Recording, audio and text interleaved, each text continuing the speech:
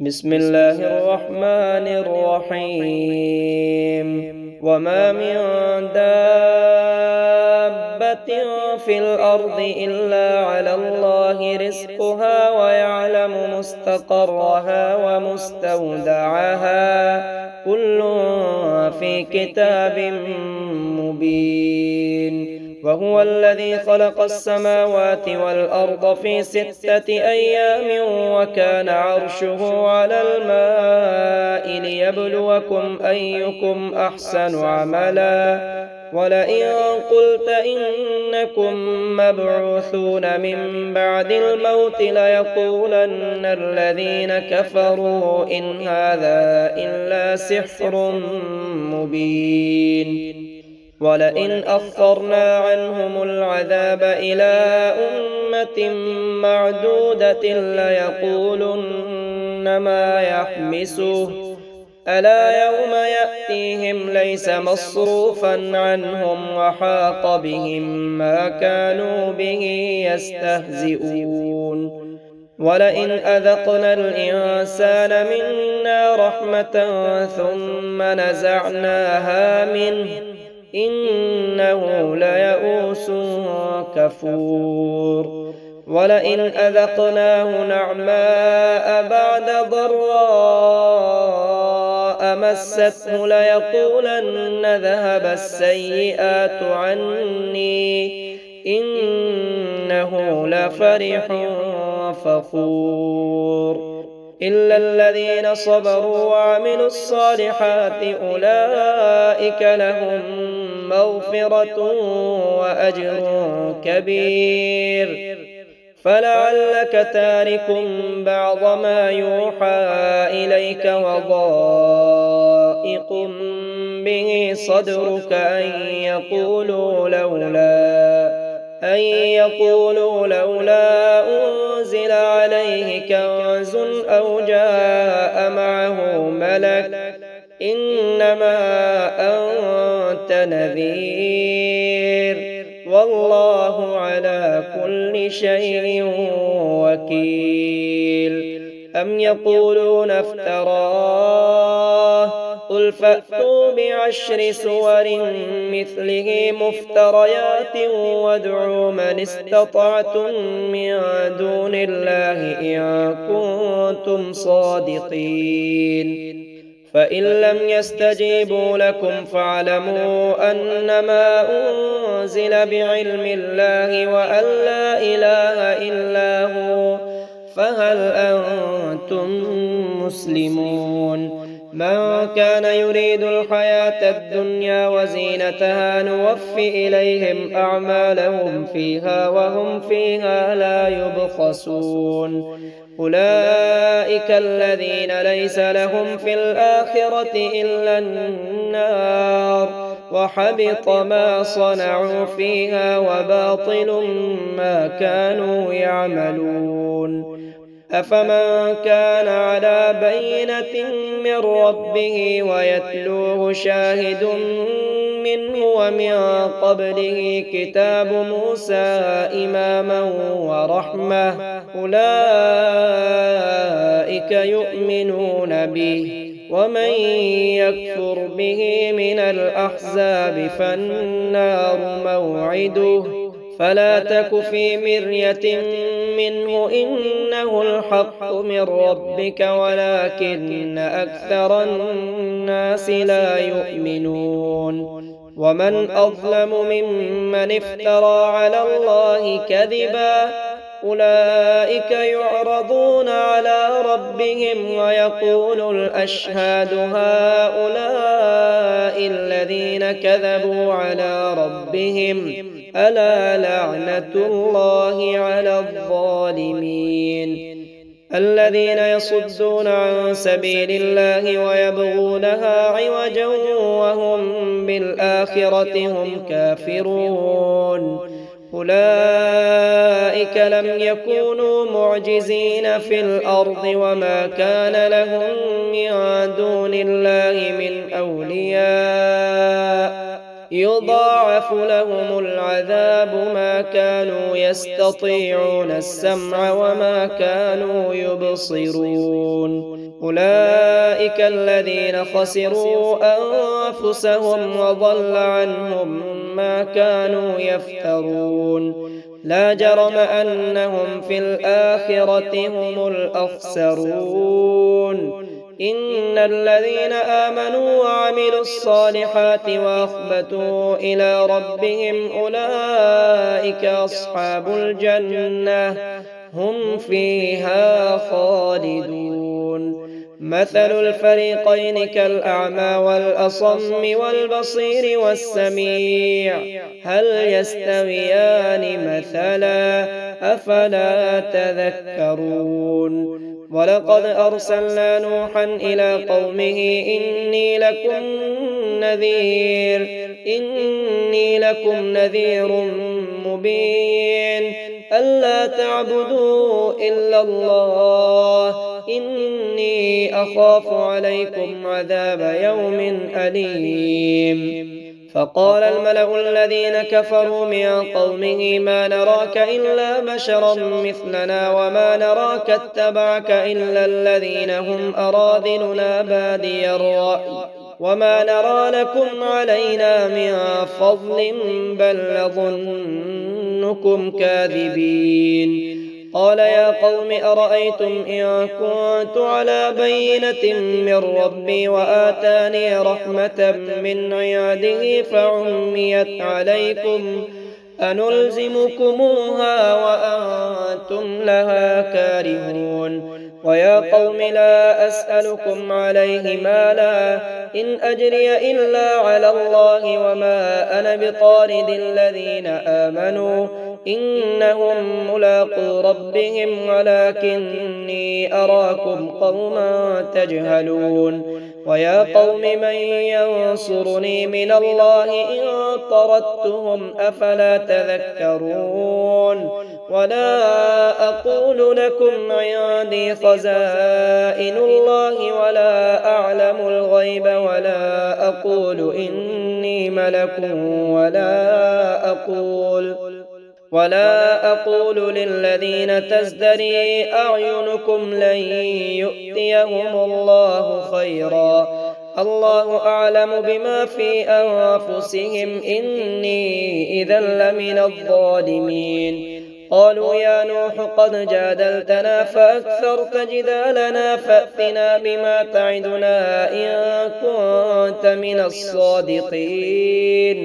قال إنما يأتيكم به الله إن شاء وما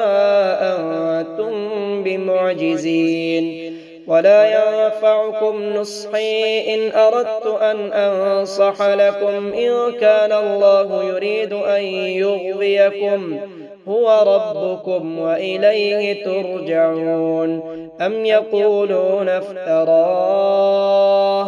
قل إن افتريته فعلي إجرامي وأنا بريء مما تجرمون وأوحي إلى نوح أنه لن يؤمن من قومك إلا من قد آمن فلا تبتئس بما كانوا يفعلون واصنع الفلك بأعيننا ووحينا ولا تخاطبني في الذين ظلموا إنهم مغرقون ويصنع الفلك وكلما مر عليه ملأ من قومه سخروا منه قال إن تسخروا منا فإنا نسخر منكم كما تسخرون فسوف تعلمون من يأتيه عذاب يخزيه ويحل عليه عذاب مقيم حتى إذا جاء أمرنا وفارت النور قل نحمل فيها من كل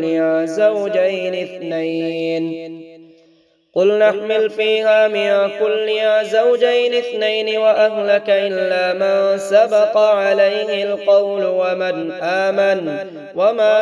آمن معه إلا قليل وقال اركبوا فيها بسم الله مجريها ومرساها إن ربي لغفور رحيم وهي تجري بهم في موج كالجبال ونادى نوح ابنه وكان في معزل يا بني اركب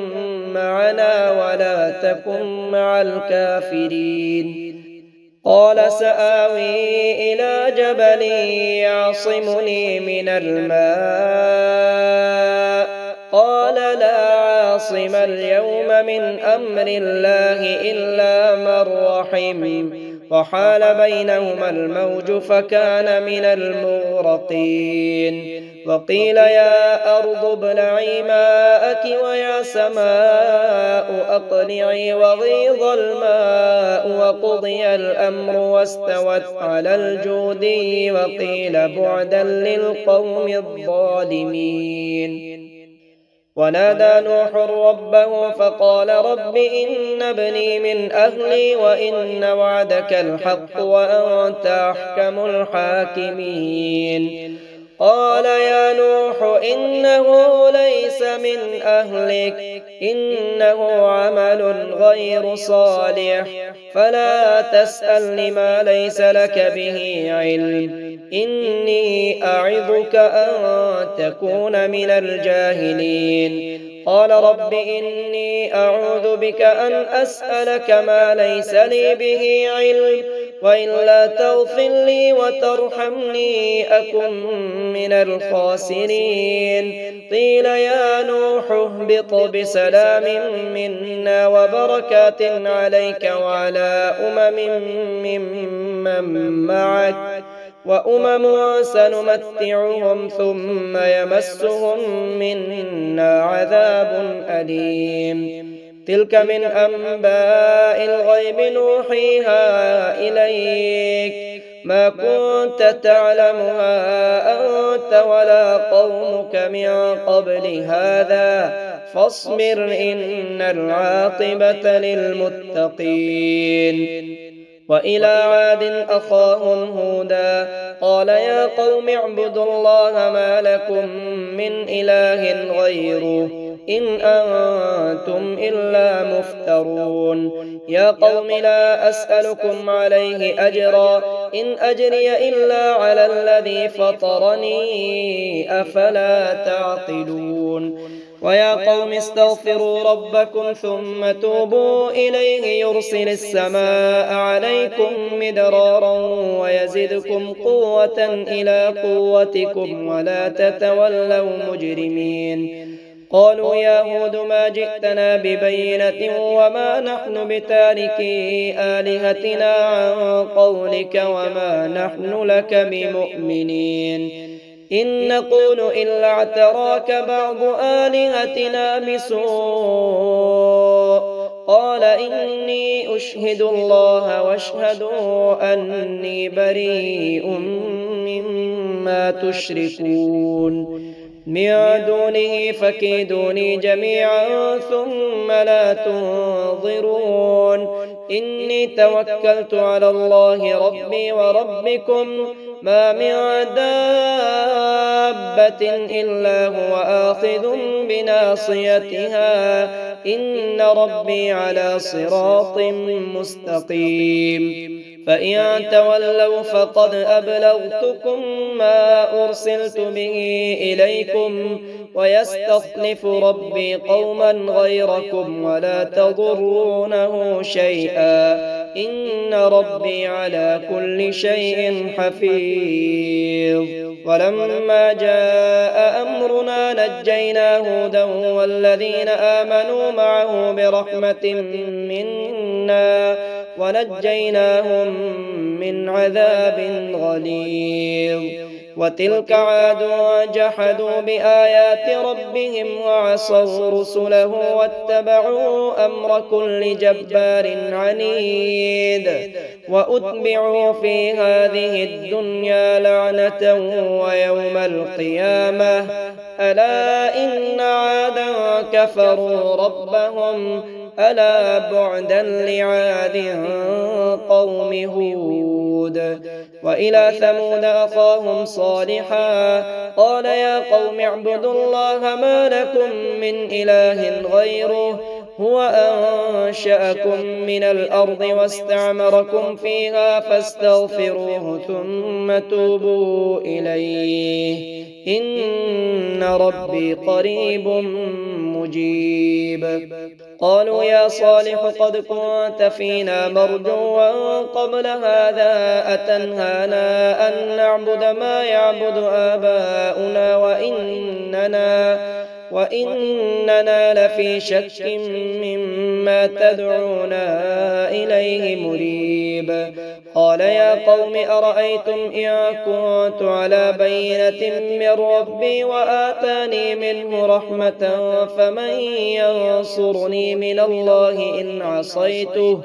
فما تزيدونني غير تخسير. ويا قوم هذه ناقة الله لكم آية فذروها تأكل في أرض الله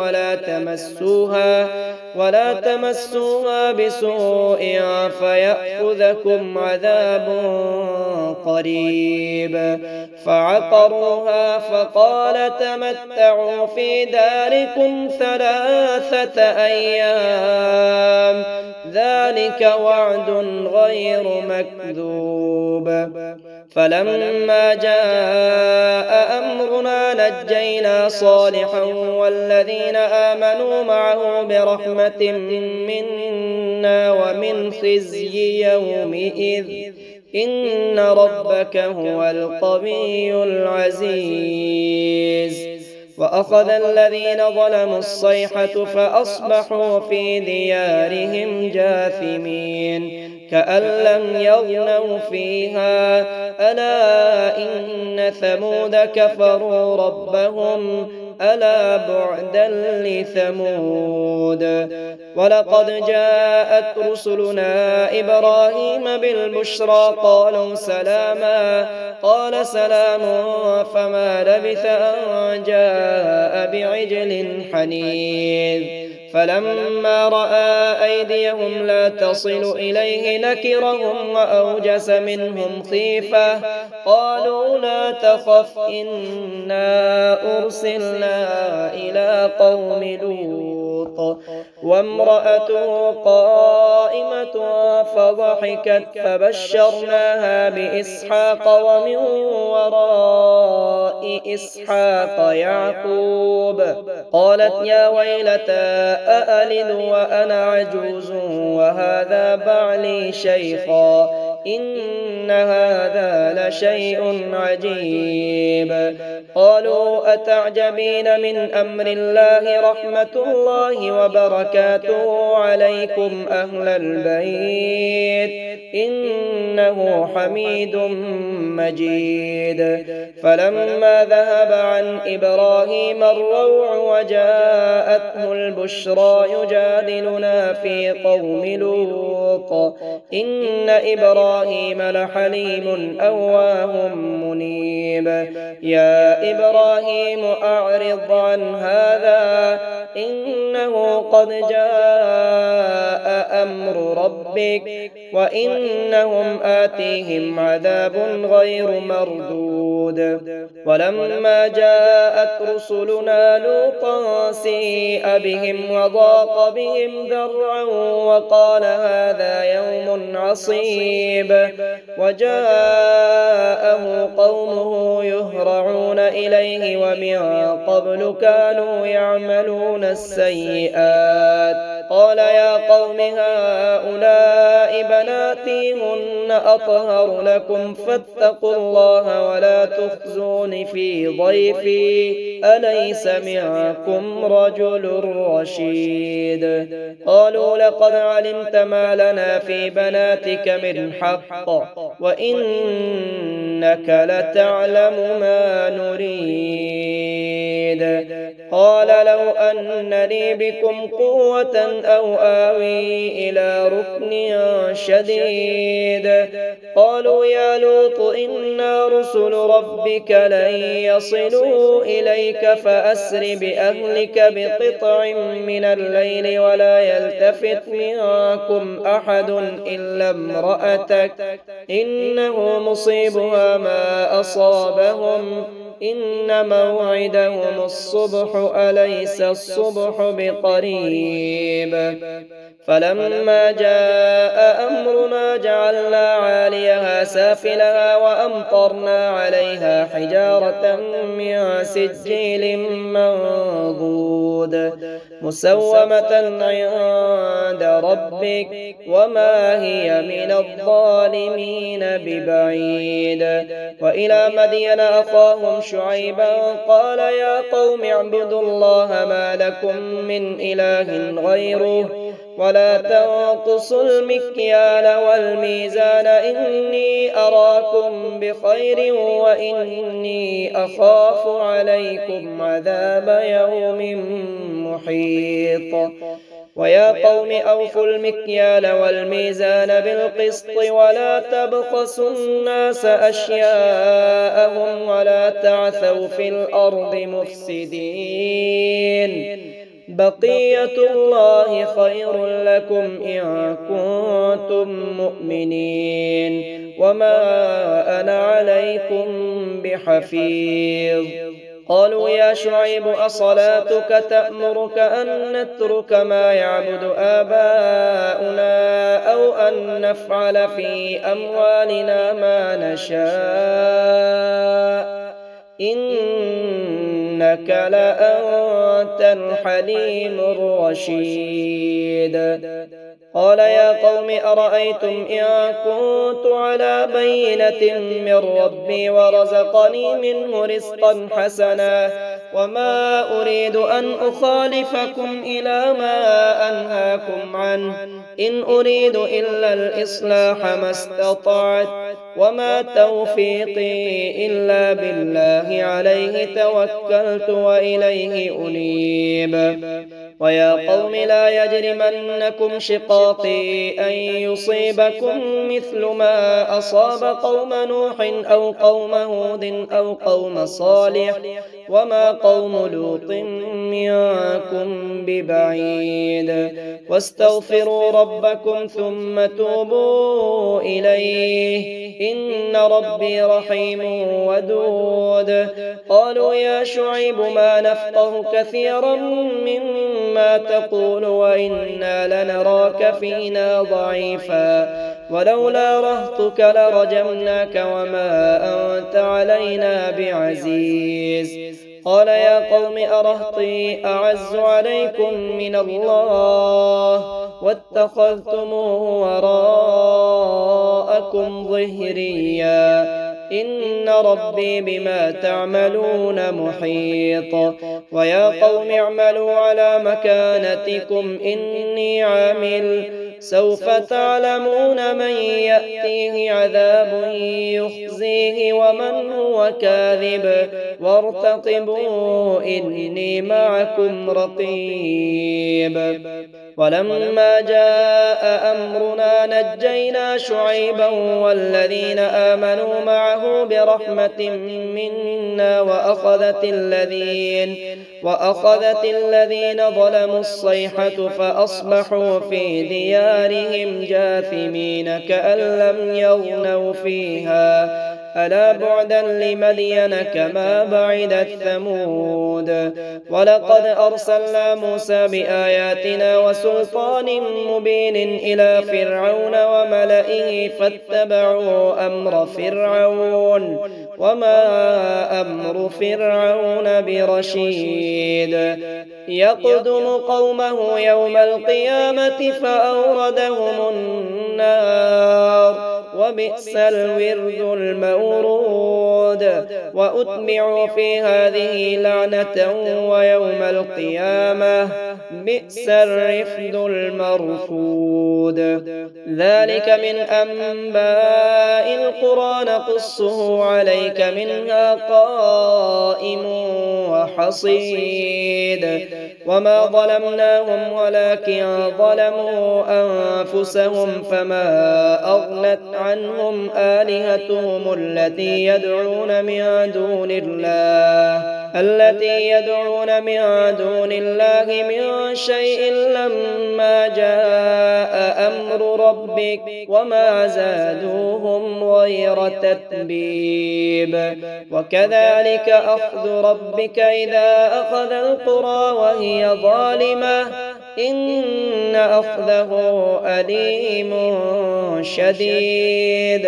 إن في ذلك لآية لمن خاف عذاب الآخرة ذلك يوم مجموع له الناس وذلك يوم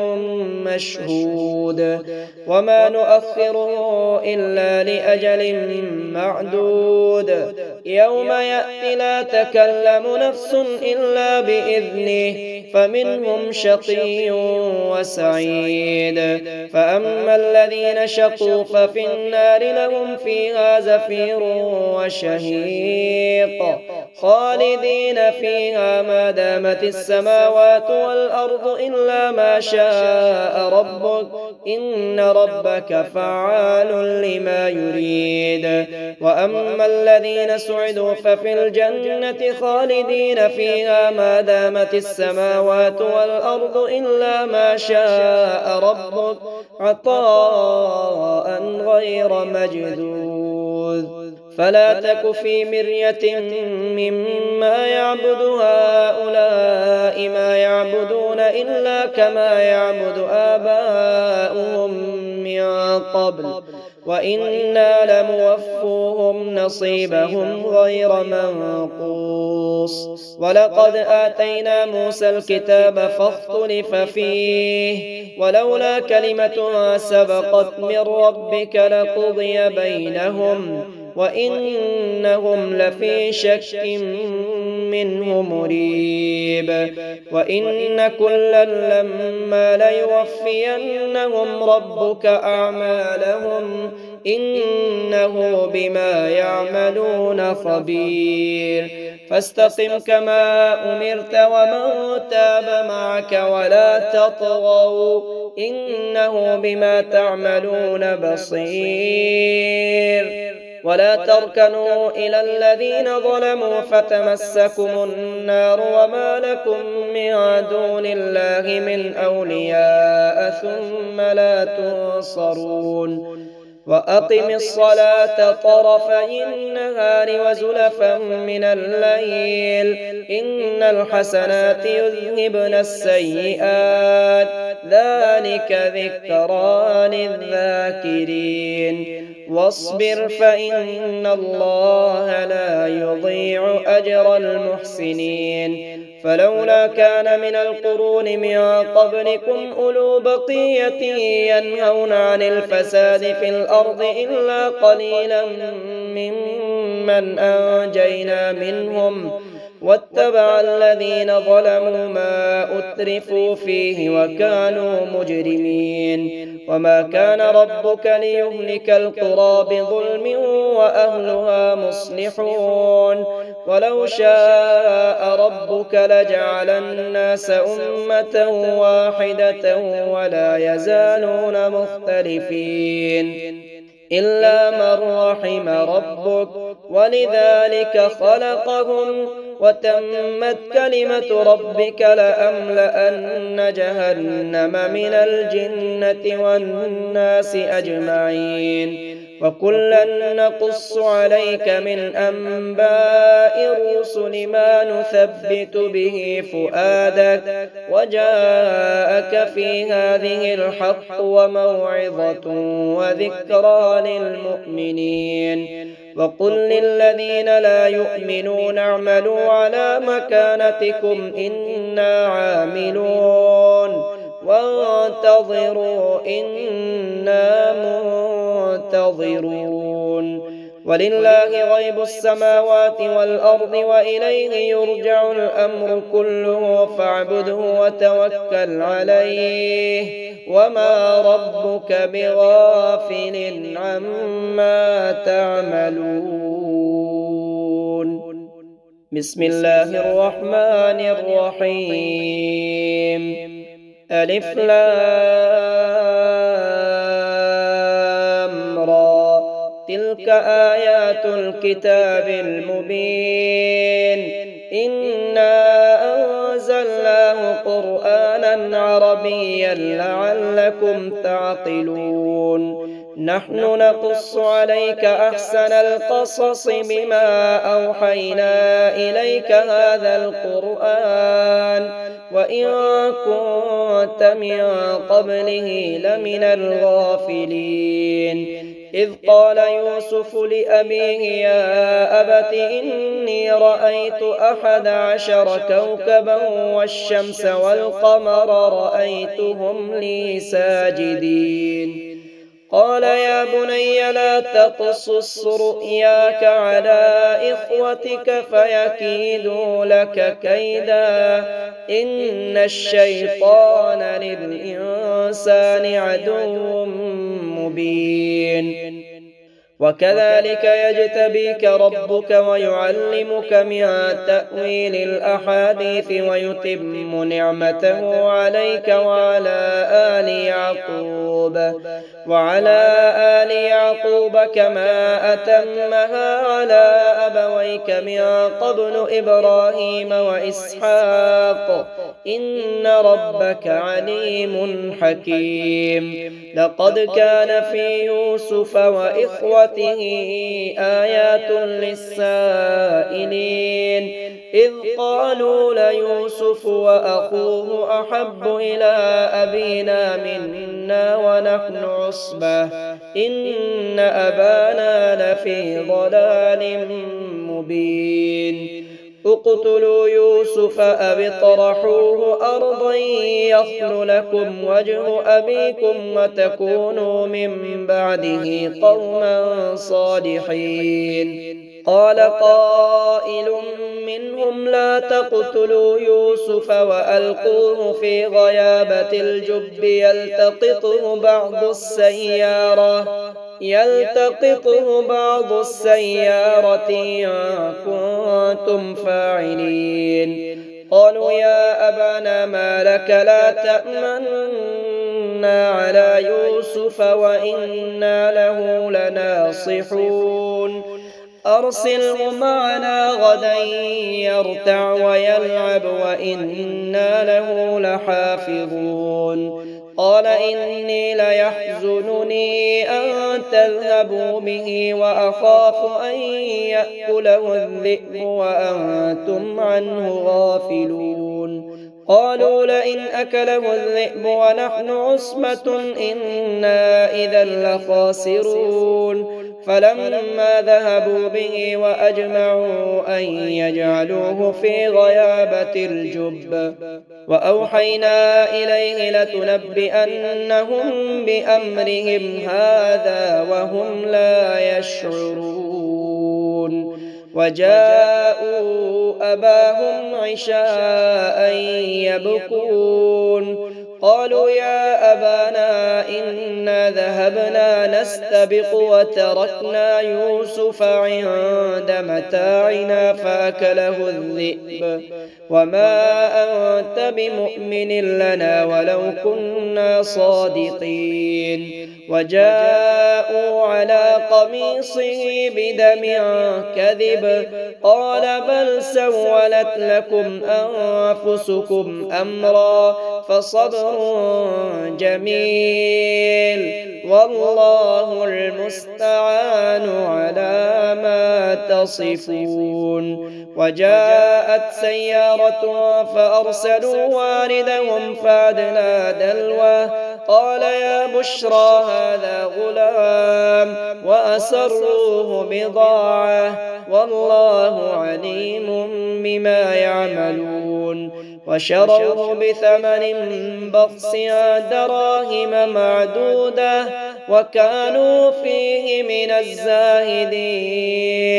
وقال الذي اشتراه من مصر لامرأته أكرمي مثواه عسى أن ينفعنا أو نتخذه ولدا وكذلك مكنا ليوسف في الأرض ولنعلمه من تأويل الأحاديث والله غالب على أمره ولكن أكثر الناس لا يعلمون ولما بلغ أشده آتيناه حكما وعلما وكذلك نجزي المحسنين. وراودته التي هو في بيتها عن نفسه وغلقت الأبواب وقالت هيت لك. قال معاذ الله إنه ربي أحسن مثواي إنه لا يفلح الظالمون. ولقد همت به وهم بها لولا أن رأى برهان ربه كذلك لنصرف عنه السوء والفحشاء إنه من عبادنا المخلصين. واستبق الباب وقدت قميصه من دبر وألف يا سيدها لدى الباب. قالت ما جزاء من أراد بأهلك سوءا إلا أن يسجن أو عذاب أليم. قال هي راودتني عن نفسي وشهد شاهد من أهلها إن كان قميصه قد من قبل فصدقت وهو من الكاذبين وإن كان قميصه قد من دبر فكذبت وهو من الصادقين. فلما رأى قميصه قد من دبر قال إنه من كيدكن إن كيدكن عظيم. يوسف أعرض عن هذا واستغفري لذنبك إنك كنت من الخاطئين. وقال نسوة في المدينة امرأة العزيز تراود فتاها عن نفسه قد شغفها حبا إنا لنراها في ضلال مبين. فلما سمعت بمكرهن أرسلت إليهن وأعتدت لهن متكئا وآتت كل واحدة منهن سكينا وقالت اخرج عليهن. فلما رأينه أكبرنه وقطعن أيديهن وقلن حاش لله ما هذا بشرا إن هذا إلا ملك كريم. قالت فذلكن الذي لمتنني فيه ولقد راودته عن نفسه فاستعصم ولئن لم يفعل ما آمره ليسجنن وليكون من الصاغرين. قال رب السجن أحب إلي مما يدعونني إليه وإلا تصرف عني كيدهن أصب إليهن وأكن من الجاهلين. فاستجاب له ربه فصرف عنه كيدهن إنه هو السميع العليم. ثم بدا لهم من بعد ما رأوا الآيات ليسجننه حتى حين. ودخل معه السجن فتيان قال أحدهما إني أراني أعصر خمرا وقال الآخر إني أراني أحمل فوق رأسي خبزا تأكل الطير منه نبئنا بتأويله إنا نراك من المحسنين. قال لا يأتيكما طعام ترزقانه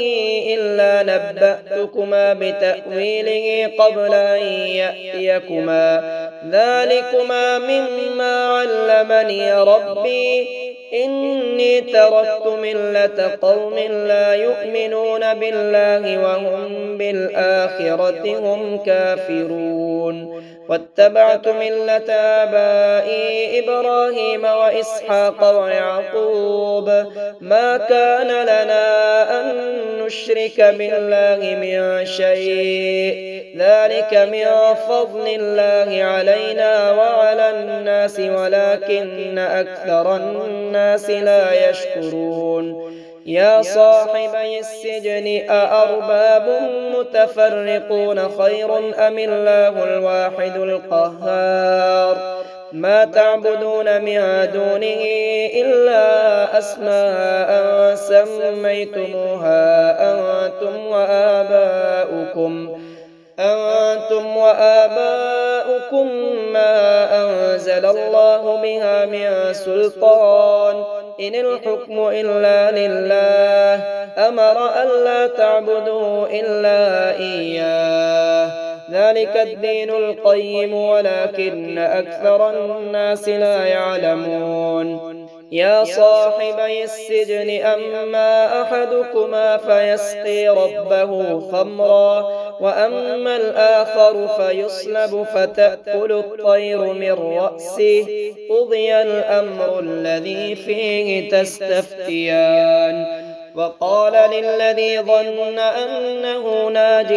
منه اذكرني عند ربك فأنساه الشيطان ذكر ربه فلبث في السجن بضع سنين وقال الملك إني أرى 7 بقرات سمان يأكلهن 7 عجاف وسبع سنبلات خضر وأخر يابسات يا أيها الملأ أفتوني في رؤياي إن كنتم للرؤيا تعبرون قالوا أضغاث أحلام وما نحن بتأويل الأحلام بعالمين وقال الذي نجا منهما وادكر بعد أمة أنا أنبئكم بتأويله فأرسلون يوسف أيها الصديق أفتنا في 7 بقرات سمان يأكلهن 7 عجاف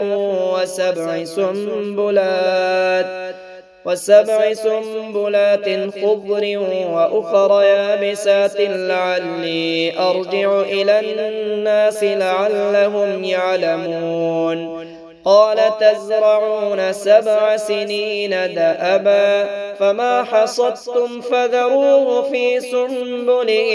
إلا قليلا مما تأكلون ثم يأتي من بعد ذلك 7 شداد يأكلن ما قدمتم لهن إلا قليلا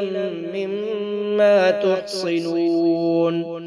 ثم يأتي من بعد ذلك عام فيه يغاث الناس وفيه يعصرون وقال الملك ائتوني به فلما جاءه الرسول قال ارجع إلى ربك فاسأله ما بال النسوة اللاتي قطعن أيديهن إن ربي بكيدهن عليم قال ما خطبكن إذ راوتن يوسف عن نفسه قلنا حاش لله ما علمنا عليه من سوء قالت امرأة العزيز الآن حصحص الحق أنا راودته عن نفسه وإنه لمن الصادقين ذلك ليعلم أني لم أخنه بالغيب وأن الله لا يهدي كيد الخائنين